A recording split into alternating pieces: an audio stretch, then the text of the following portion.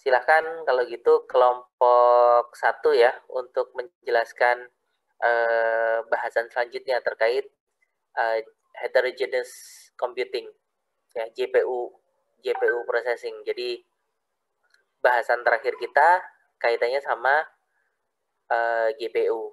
Kenapa GPU ya? Apakah CPU aja kurang? Sebenarnya CPU cukup, cuma GPU itu punya beberapa keunggulan ya. Satu, secara core dia lebih banyak.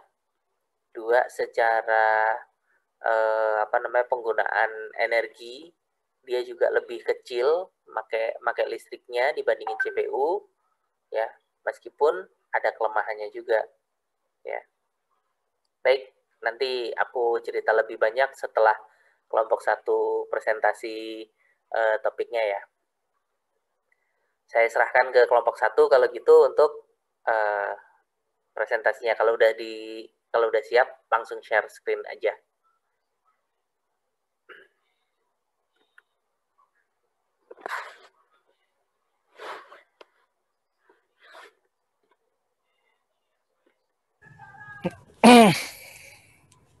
Yang nggak hadir Bayu ya?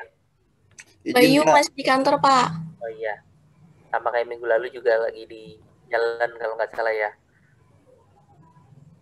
Baik, silakan, nggak apa-apa.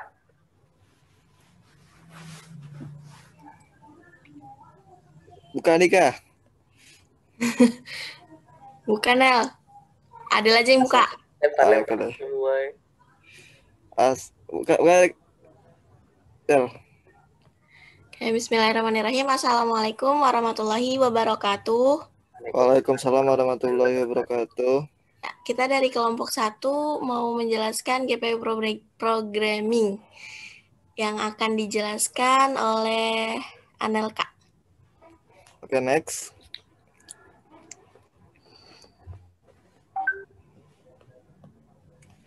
Jadi pertama itu kita akan bahas itu apa perbedaan GPU dan CPU. CPU itu kalau dari panjangnya itu Central Processing Unit, yang dianggap sebuah otak sebuah komputer lebih terspesialisasi untuk mengerjakan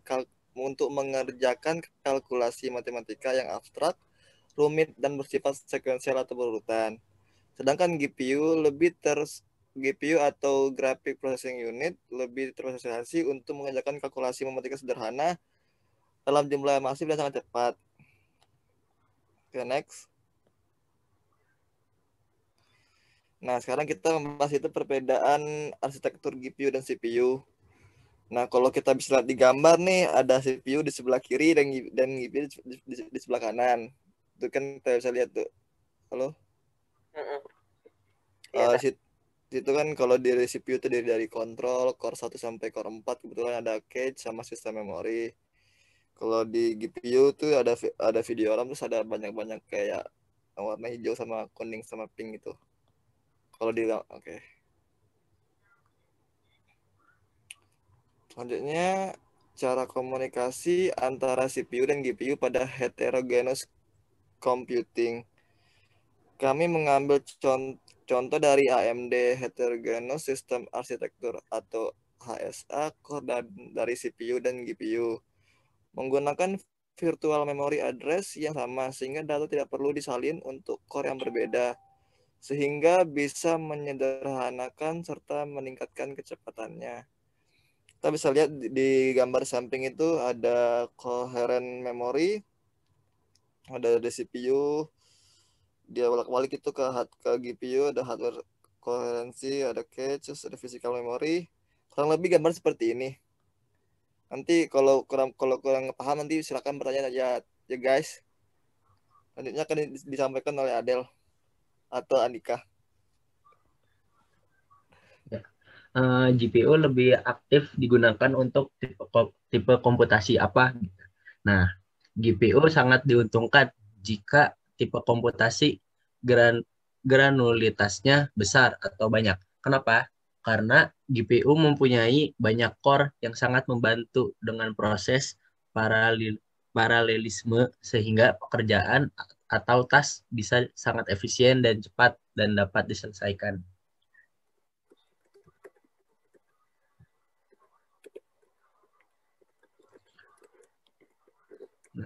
Dapatkah menjalankan komputasi dengan GPU tanpa melalui CPU? Bisa saja. GPU bisa melakukan komputasi atau perhitungan tertentu saja, tapi CPU tepat dibutuhkan bukan hanya untuk kalkulasi, tapi bisa menghandle interupsi memori, virtual memory, mapping, pegging, input-output, proses, dan lain sebagainya. Ya, dilanjut sama Adele. Contoh superkomputer yang menggunakan GPU sebagai sumber daya komputasi utama. Maaf Dik, next ini ada gambarnya soalnya. Oh iya. Ya, ini salah satu superkomputer. Submit superkomputer sendiri mengasong sertifikasi dengan total 4,608 node. 2.414.592 core menggunakan prosesor IMB Power 922 si BM. ya gitu baca. Untuk performa mencapai 146.600 TFT OPS dan secara teori mampu mencapai performa sampai 795. Submit superkomputer bertujuan untuk membantu penelitian sains. Ada pertanyaan sampai di sini? Oke, baik. Terima kasih kelompok 1 ya. Sama-sama, Pak. Sama-sama, Ya, Pak. Yang kelompok 3 boleh kalau misalnya ada pertanyaan. Tadi di awal tuh, Apa yang tuh? tadi di awal ada proses tuh, yang ada bagan. Jelasin dong. Waduh, ini kayak tadi keren nyimak nih, Isan nih. Bentar ya. Yang mana, San? Ini. Lanjut.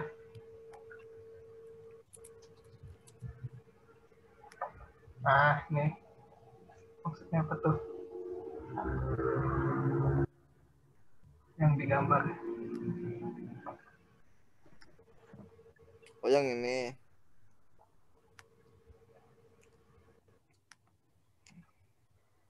Nggak bisa bahasa Inggris. Nggak.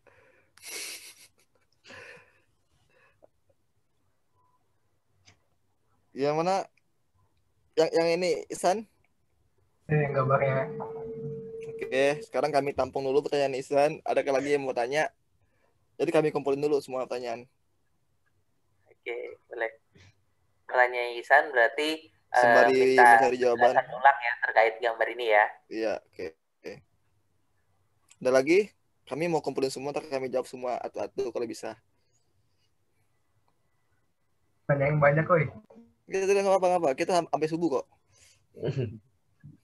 Yakin nggak sampai subuh? Yakin orang baru bangun nih tadi tidur. Oke, dilihat aja. Nggak ada. Lah, sampai jam 10 aja maksimal. Jam Itu. 10 2 hari lagi. Oke, kalau nggak ada berarti kami tutup. Kami menjawab. Kami cuma berarti pertanyaan dari Isan doang ya. Oke. Halo? Tes. Ya, silakan. Silakan Isan, Andika.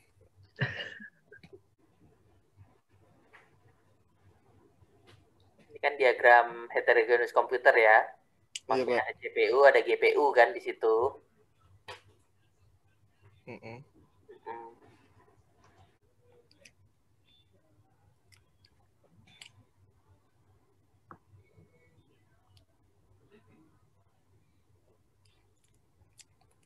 Gimana Andika, ada yang bisa nggak? Halo? Boleh, Del, dijawab. Del. sebenarnya juga kurang paham sih Pak, tapi kami berusaha sebaik mungkin Pak ya. kan? Kalau yang saya lihat sini kan kita bisa melihat ada CPU sama GPU kan yang saling berkoherens. Itu ada yang masing-masing ada kece. Kan kita bisa melihat tuh arah panahnya tuh bisa dibilang itu bolak-balik kan. Ada yang ke atas, ada yang ke bawah, terus terusnya. Itu juga bisa dia ke physical memory dan juga ada yang naik. Saya kurang Pak, takut salah aja saya Pak. Gak apa-apa, maksudnya panah itu apa? Nah, berarti nggak apa-apa salah Pak ya. Gak apa-apa. Nah, saya mencoba dulu. Nanti kalau salah tolong dibenarkan Pak Rio. Nah, kita kan bisa lihat nih ada physical memory.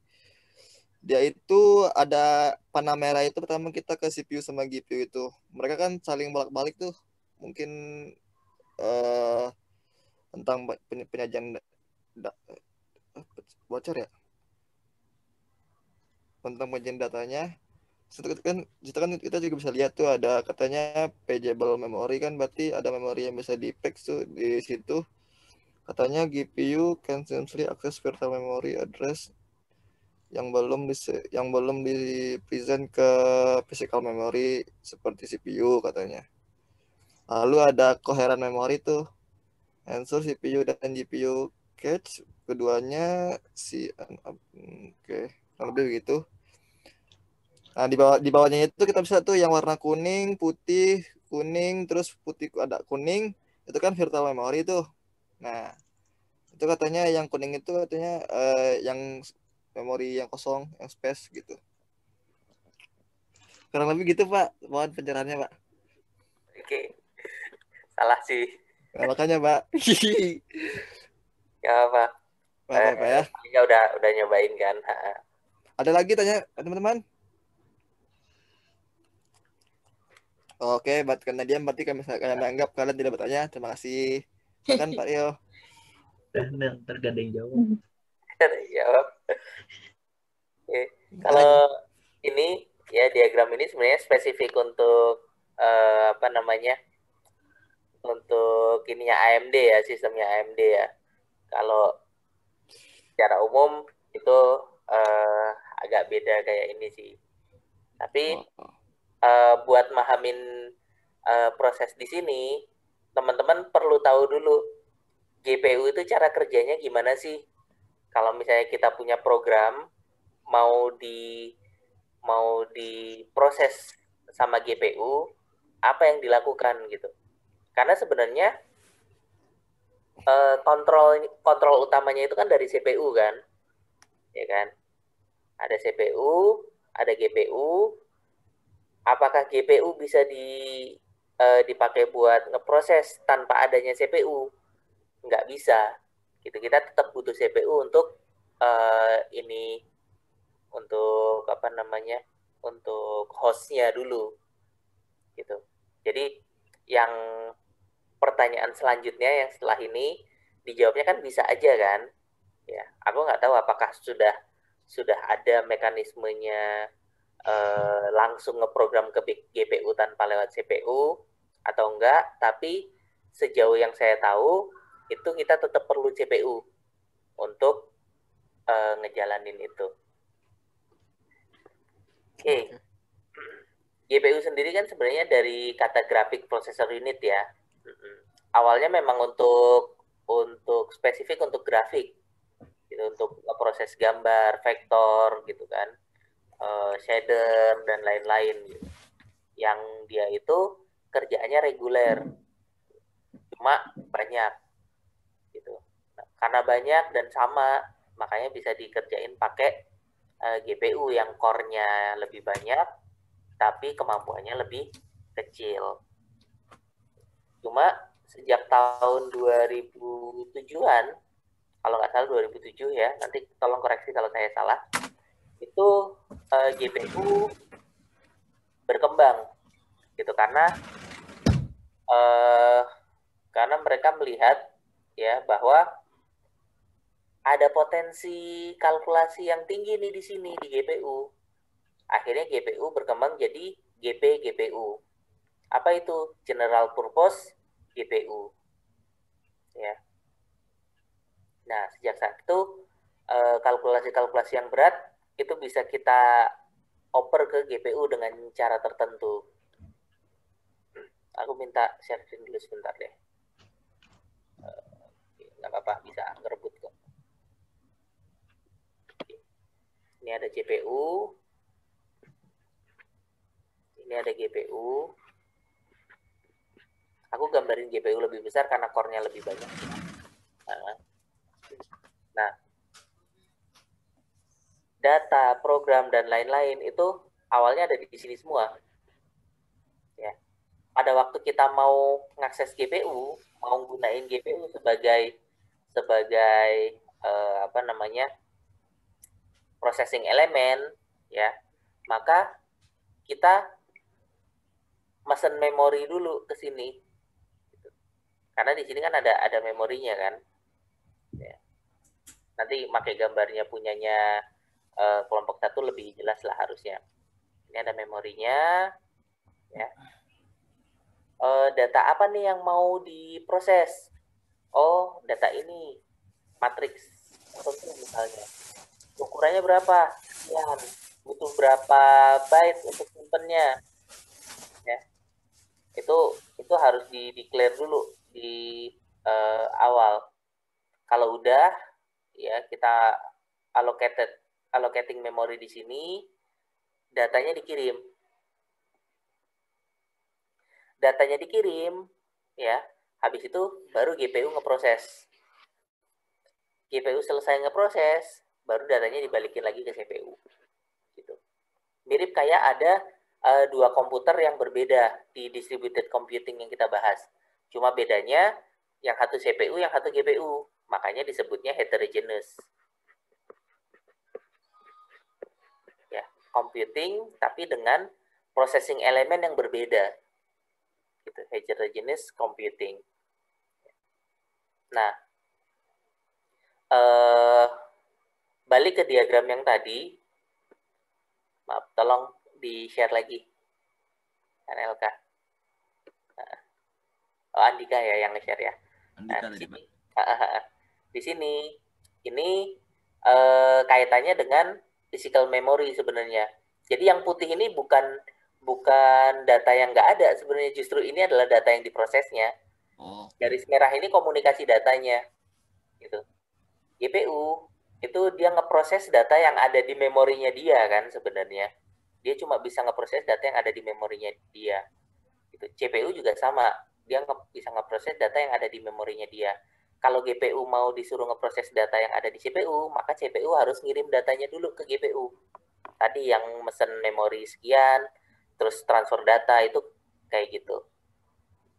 Nah, kasusnya di sini di AMD ini itu physical memorinya dipakai bareng antara CPU sama GPU gitu. Makanya datanya nggak perlu disalin untuk core yang berbeda kayak gitu ya.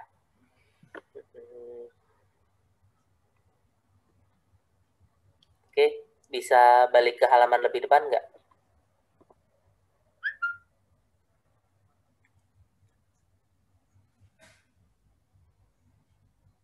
Nah, ini perbedaan GPU sama CPU kayak gini betul ya. GPU itu dia lebih general purpose ya. Dia bisa digunakan untuk banyak hal, beragam komputasi itu bisa di sini ya. Core-nya lebih sedikit tapi biasanya kemampuannya lebih powerful ya. Ada kontrol unitnya betul. Ada memorinya juga. Nah, kalau GPU itu juga sama, dia punya prosesor-prosesor, dia punya core-core processing elemen yang warna hijau ini ya. Dia punya RAM, punya memori sendiri di dalam GPU-nya, dan dia juga ada control unit sama cache untuk tiap untuk tiap core-nya dia. Yang warna merah sama oranye ini itu kontrol sama cache-nya. Gitu. Nah, dia dia lebih banyak core-nya, tapi secara kemampuan lebih sedikit. Tapi secara total, ya, kemampuan komputasinya GPU biasanya lebih tinggi dari CPU secara total ya. Nah, kalau dua-duanya ini kita utilisasi maksimal, itu powerful nanti jadinya. Kalau ada kerjaan-kerjaan yang banyak if else kayak gitu kan, itu kita bisa kita handle pakai CPU. Tapi kalau kerjaannya data paralel, kita bisa handle pakai GPU. Beberapa program, terutama program yang untuk ngolah gambar, itu udah secara otomatis manfaatin GPU buat ngeproses beberapa task di dalamnya. Kalau kalian lihat Photoshop atau Blender atau apa gitu, itu biasanya udah otomatis. Nah,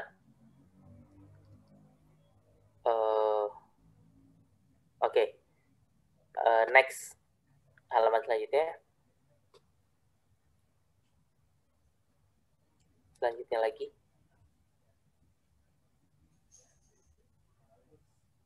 Nah, ini yang jadi pertanyaan dari saya. Gitu. GPU efektif digunakan untuk tipe komputasi yang seperti apa? Yang granularitasnya besar ya? Betul? Betul, Pak. Betul.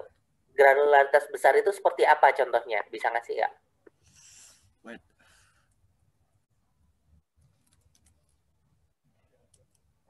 Temennya yang lain juga boleh bantuin. Bantuin dong.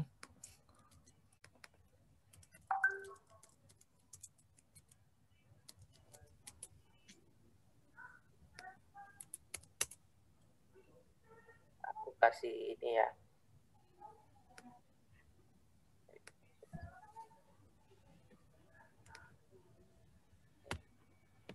Kalau saya punya data seukuran ini, yang disebut granularitas yang besar, apakah A seperti ini atau B?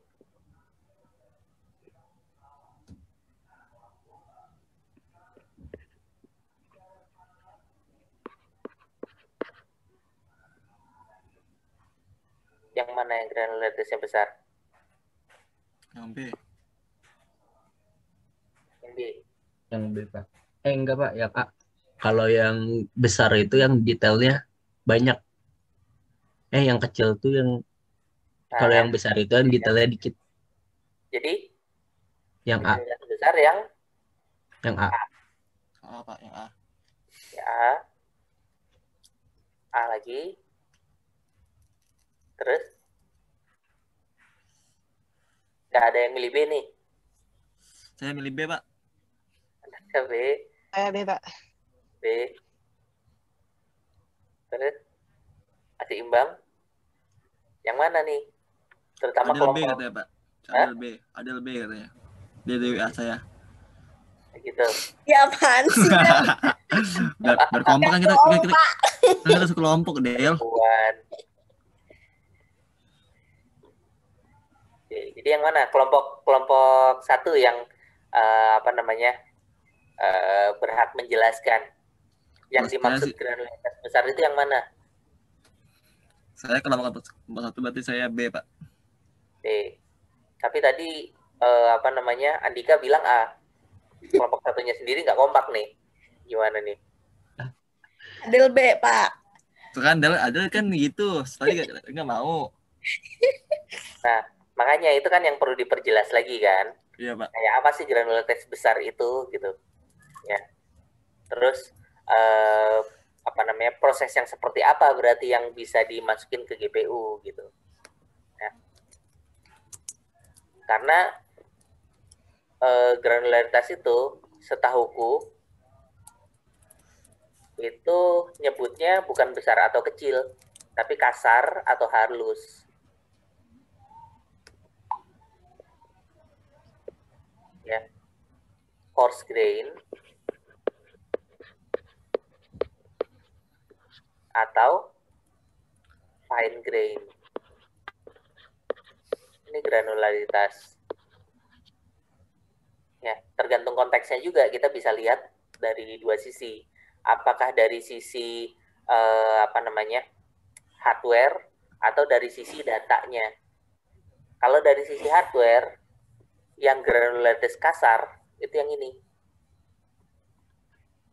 Yang A. Ini kasar. Kenapa disebut kasar? Karena ukurannya gede-gede, ya, dan jumlahnya sedikit. Kalau yang B, ini granularitas halus. Ukurannya kecil-kecil, tapi banyak. Sama kayak kalian punya sebongkah coklat gitu kan. Terus kalian cacah. Ya kalau cacahannya kasar kan gede-gede berarti ukuran coklatnya kan. Kalau kalian cacah sampai halus, ukuran coklatnya jadi kecil-kecil. Tapi banyak. Nah, itu granularitas seperti itu kalau kita lihat dari sisi hardware-nya. Yang mana yang granularitas kasar, mana yang granularitas halus? Yang kasar, GPU. GPU itu granularitasnya halus. Dia punya banyak core, tapi core-core-nya itu lemah. Ya nggak lemah juga sih, cuma maksudnya dibandingin CPU lebih di bawahnya. Gitu.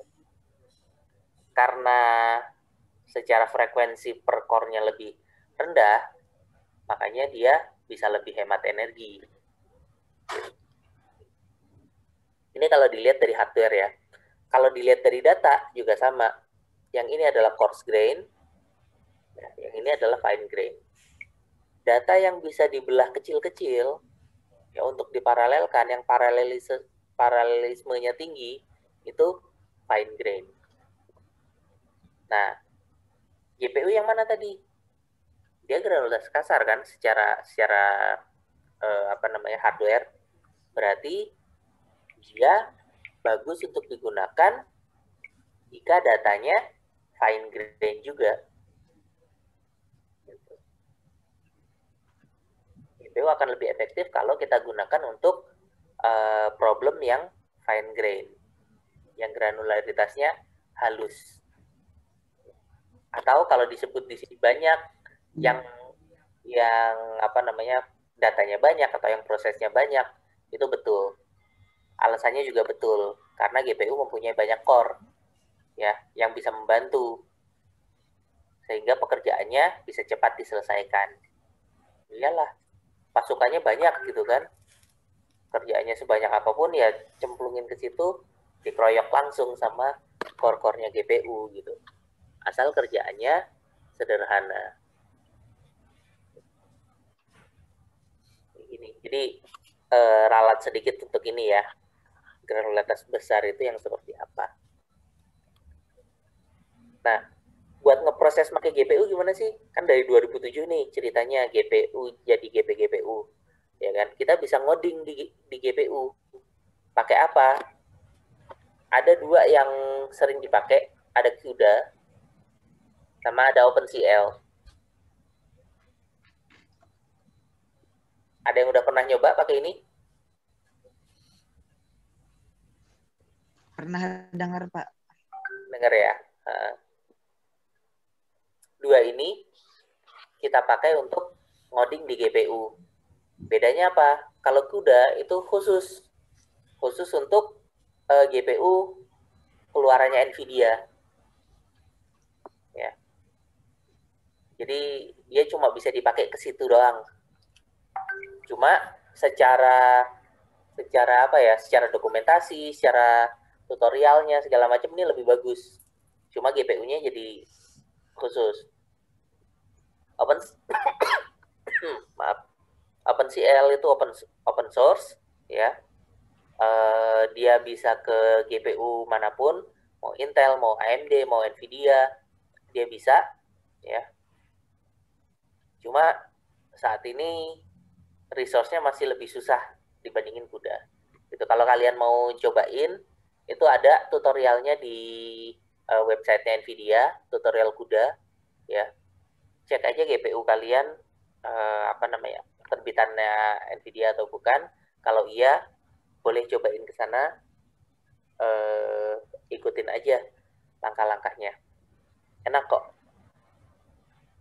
Kalau misalnya bukan, boleh dilihat yang OpenCL. Gitu. Oke, ada pertanyaan nggak? Itu untuk semua keluaran Nvidia atau enggak Pak? Soalnya setahu saya kayak 7 GTX itu 7 aja yang paling yang bisa tuh 780 gitu. Maksudnya yang mahal lah ibaratnya. Apa yang ejek-ejek juga bisa tuh Pak keluaran Nvidia? Ya bisa sih. Aku belum pernah nyobain soalnya ke yang macam-macam. GPU saya juga terbatas, cuma punya satu.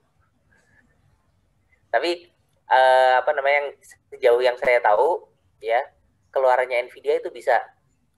Koreksi kalau saya salah ya. Pakai kuda itu harusnya bisa.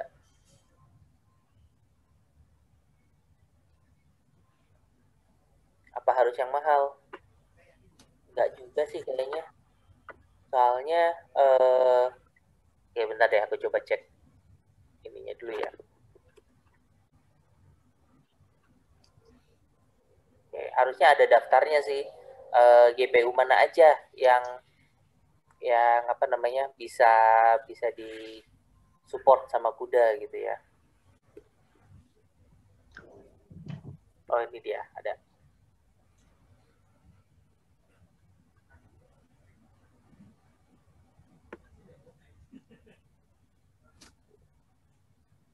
Aku kirim ke link Zoom ya, ke chatnya ya.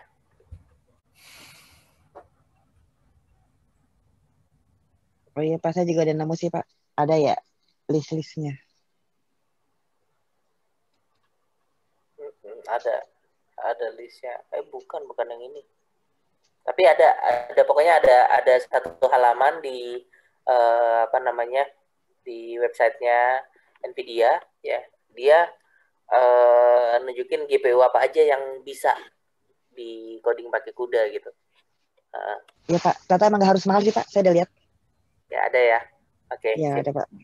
Makasih konfirmasinya. Tuh, nggak harus mahal. Saya mau tanya lagi dong Pak. Pak, saya pas dengar materi ini kepikiran tuh soal kripto gitu. Cryptocurrency kan. Iya. Itu saya kan cuma pernah dengar tuh. Tapi kenapa kripto itu ngegunainnya itu ya Pak, GPU ya Pak? Oke, kenapa kripto makanya GPU? Sebenarnya nggak semua kripto itu makanya GPU. Gitu. Ada kripto yang dia nggak bisa pakai GPU, dia cuma bisa pakai CPU. Gitu. Ada. Kan kalau nggak salah ada dua source kan. Satu source-nya yang mirip kayak Bitcoin, itu satu lagi source-nya yang mirip kayak Monero kalau nggak salah. Aku lupa namanya apa gitu. Udah lama nggak ngikutin itu juga. Nah, yang satu dia emang bisa dipakai GPU, gitu. Tapi yang satu lagi nggak bisa. Kenapa? Karena cara nyari kuncinya beda, gitu. Kalau yang satu cara nyari kuncinya kan dia kayak tebak angka kan. Jadi dia generate number, ya kan. Terus numbernya dicocokin ke hash dari si blockchain-nya, gitu kan. Kalau dia cocok, berarti itu yang jadi kuncinya. Terus bloknya itu disimpan, dikunci sama angka tersebut. Habis itu bikin blok baru, gitu. Nah, kenapa pakai GPU? Karena GPU bisa ngeproses pencarian angka dan ngecocokin angka ke hash-nya itu lebih cepat dibandingin CPU. Gitu. Yang kerjanya lebih banyak di situ. Gitu. Yang kedua, ini kaitannya dengan kan nyari cryptocurrency ada reward-nya kan, ada hadiahnya kan. Hadiahnya buat siapa? Buat yang nemuin. Itu artinya kalau kita berhasil nemu kuncinya, kita dapat bagian sekian persen dari fee transaksinya gitu. Yaitu yang disebut cryptocurrency mining. Nah, kalau pakai GPU ataupun pakai CPU buat nyari itu kan makan listrik biaya. Jadi ada biaya yang dikeluarin buat dapetin hasil miningnya tadi. Nah, kalau pakai GPU secara penggunaan listrik dia lebih murah dibandingin kalau pakai CPU. Makanya banyak yang pakai GPU gitu. Jadi ngeluarin duitnya lebih sedikit buat listrik dibandingin kalau misalnya pakai CPU gitu. Gitu Pak. Kali ini terakhir deh Pak, saya tanya deh. Berarti kan kalau dia membayar berarti kan ada kegunaan kunci itu buat yang itu kan yang yang membayar itu Pak ya. Itu gunanya apa ya Pak? Kan cuma angka-angka doang berarti kan? Iya. Nah, ini prinsip blockchain-nya yang perlu dipelajari kalau ingin tahu. Gitu. Karena blockchain itu kan sebenarnya dia kayak database kan. Ya kan? Baik blockchain yang dipakai di cryptocurrency ataupun blockchain yang dipakai di distributed ledger gitu. Ya. Kenapa blockchain itu populer? Karena selama ini orang make institusi perbankan kan buat simpen uang gitu. Institusi perbankan datanya disimpan oleh si bank tersebut, ya kan? Jadi banknya punya kekuasaan penuh nih buat ngutang-atik datanya. Modalnya kepercayaan bahwa kita percaya kok bank itu nggak akan ngubah datanya sembarangan, gitu kan? Kalau misalnya dia bisa ngubah datanya sembarangan kan, di rekeningku mau tambahin 01 gitu kan, udah lumayan untung banyak kan. Nah, cuma itu nggak dilakukan karena satu ada pengawasnya, yang kedua juga kitanya sebagai nasabah emang percaya ke bank tersebut gitu. Tapi beberapa orang ya beberapa kelompok itu ya kayak nggak percaya ke institusi perbankan, akhirnya dia bikin kayak lembaga keuangan, tapi yang megang datanya adalah semua orang yang terlibat. Misalnya aku, kamu, sama 8 orang di kelas ini gitu ya, itu sepakat yuk kita ngumpulin duit yuk. Siapa yang ngawasin? Kita semua. Catatannya kita bagi gitu. Aku nyimpen catatan, kamu nyimpen catatan, orang yang lain juga nyimpen catatan. Itu distributed ledger. Ya. Nah, blockchain itu di situ. Pas ada transaksi, ya, itu dicatat. Semua dicatat, tapi itu samain. Nah, cuma catatan itu makin banyak kan, apalagi transaksinya terus-terusan. Supaya nggak terlalu banyak, catatannya disimpan kayak diarsipin lah. Nah, diarsipin ini udah nggak bisa diutak-atik lagi. Supaya kita tahu arsip ini nggak diutak-atik, gimana caranya? Kita kunci. Gitu. Jadi kunci itu cuma berupa angka memang, tapi angkanya ngejaga yang tadi, ngejaga data gitu. Itu yang bikin mahalnya. Oke. Terima kasih Pak. Oke. Jadi bahasnya ke blockchain ya, nggak apa-apa lah ya, bahan pengetahuan. Tapi itu juga sih, blockchain itu kan sempat populer dari tahun berapa aku lupa, 2014, 2015 ya, sempat populer tuh. Bitcoinnya sendiri dari tahun 2010-an itu udah mulai muncul kan, cuma mulai direcognize karena harganya tiba-tiba ngelonjaknya jauh gitu. Sekarang aja udah 400 jutaan kalau nggak salah satu BTC itu. Prediksi tahun depan katanya sampai 1,4 T itu bisa harga satu Bitcoin. Jadi ya 1,4 M ya. Ya. Tapi lagi turun Pak Bitcoin sekarang. Turun, ya? Iya. Bulan kemarin sekitar 500 jutaan. 500 jutaan ya. Iya. Lagi mining. Kalau mining modalnya gede kalau untuk Bitcoin. Soalnya ya itu transaksinya udah banyak banget gitu kan. Kalau yang saya tahu banyaknya pakai yang koin-koin kecil gitu kan. Habis itu baru dimasukin Bitcoin. Masih lebih menguntungkan. Kalau emang mau investasi ke situ, ya hati-hati aja sih. Pokoknya daripada investasi dengan nambang, dengan ngumpulin kecil-kecil, mending masukin duit berapa sekian, beli berapa Bitcoin, terus nanti waktu harganya naik, jual lagi. Tapi saya tidak bertanggung jawab apapun ya terhadap apa yang dilakukan.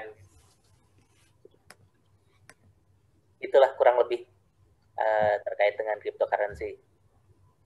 Makasih, Pak. Ya. Apakah itu manfaatin komputasi paralel juga? Iya, betul.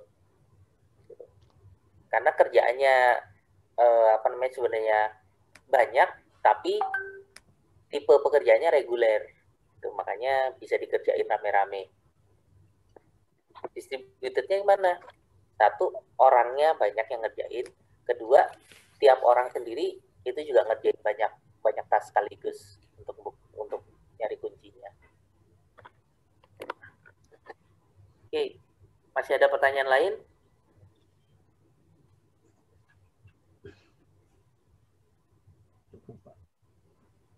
Cukup? Oke, baik. Kalau udah nggak ada, kuliah malam hari ini kita tutup sampai sini ya. Silahkan dipersiapkan baik-baik terkait dengan UAS-nya. Nanti instruksi selanjutnya aku taruh di Helen. Kita tutup kuliah malam hari ini dengan hamdalah dan doa penutup majelis.